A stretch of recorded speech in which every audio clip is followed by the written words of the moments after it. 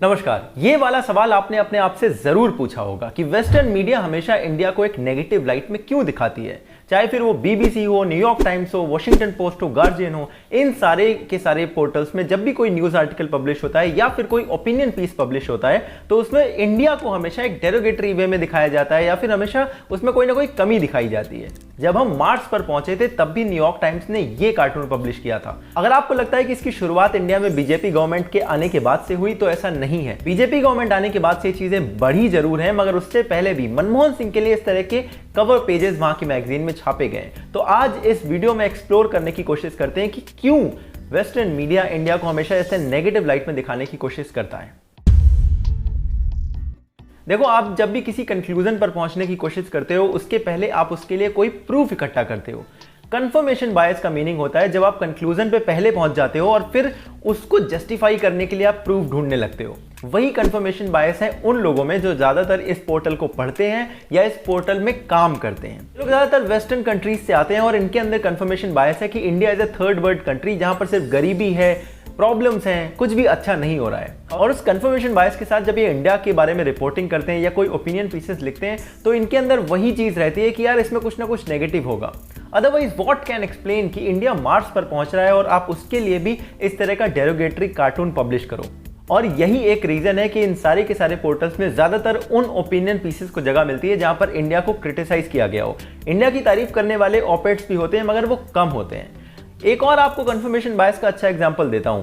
इनकी तरफ से जब भी कोई डॉक्यूमेंट्री इंडिया के बारे में बनाई जाती है तो उसमें ज्यादातर आपको शॉट्स दिखेंगे जो स्लम एरियाज के शॉट होंगे, जो इंडिया की प्रॉब्लम्स को हाईलाइट कर रहे होंगे। ऐसा नहीं है कि इंडिया में हाई राइज बिल्डिंग्स की कमी है, हाई राइज बिल्डिंग्स भी हैं, स्लम्स भी हैं, मगर उनका confirmation bias high rise building दिखाने को सपोर्ट नहीं करता क्योंकि उनके और उनके रीडर्स के मन में इंडिया के बारे में जो छवि बनी है वो वही है कि इंडिया थर्ड वर्ल्ड कंट्री है, यहाँ पे स्लम्स है, गरीबी है और प्रॉब्लम्स है।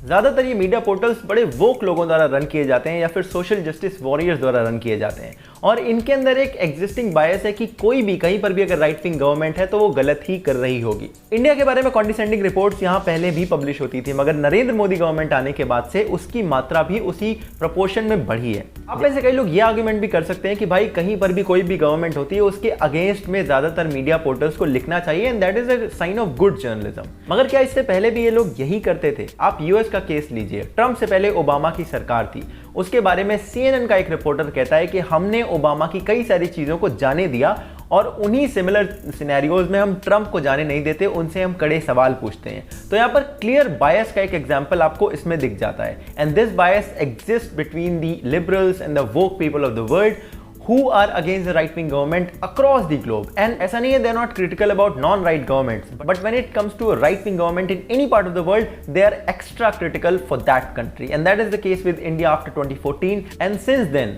articles criticizing India, even when there is no ground for criticizing, has increased in such media portals. ज्यादातर केसेस में अगर आप आर्टिकल कोई भी लिखो और उसकी आप नेगेटिव हेडलाइन रखो वो चीज ज्यादा हिट होती है, ज्यादा लोग देखते हैं, उस पर आउटरीच क्रिएट होता है, फ्री की पब्लिसिटी मिलती है, फ्री के क्लिक्स मिलते हैं और फ्री का रेवेन्यू आता है। ये मॉडल ओवरऑल हर एक न्यूज मीडिया ऑर्गेनाइजेशन को समझ में आता है। अगर आपको मैं इसका छोटा सा एग्जांपल दिखाऊं तो देखिए, टाइम मैगजीन का कवर आया था 2019 में। इस कवर पे लिखा था Modi divider in chief, written by Aatish Taseer. इसी कवर पेज में एक और आर्टिकल था by Ian Bremmer, Modi the reformer. अब इस आर्टिकल पर कितने लोगों ने डिस्कशन किया, इस आर्टिकल को कितने लोगों ने शेयर करा या पढ़ा? ज्यादातर eyes Modi divider in chief पर गई और इसीलिए उसका फॉन्ट बड़ा था, इसीलिए उसको कवर पिक में जगह मिली क्योंकि पता था ये चीज आउटरीच क्रिएट करेगी, ये चीज ज्यादा बिकती है। And this business of selling hate is really popular among a lot of news organisation, be it from the left, be it from the right, be it in the west, be it in the India. Everywhere, every news organization has figured out this formula and everybody has found a specific group of people for whom they keep selling on hatred. ये मैं आपको समझाता हूं।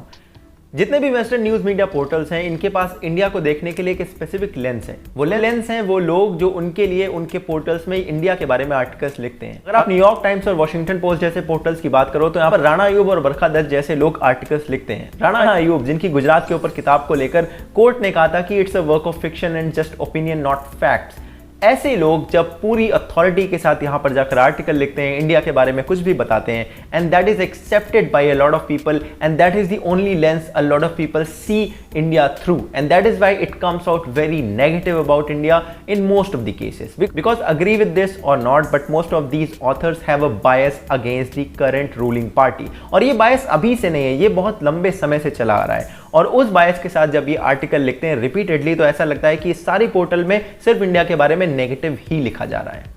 And that's it, that was the video. I try to analyse कि क्यों western media portals में ज्यादातर चीजें जब इंडिया के बारे में लिखी जाती हैं तो नेगेटिव होती हैं. आई होप कि आपको ये वीडियो पसंद आया होगा. अगर आपको पसंद आया then do hit that like button, subscribe भी कर लें क्योंकि we are reaching 150K. I hope कि हम जल्दी से पहुंच जाएं.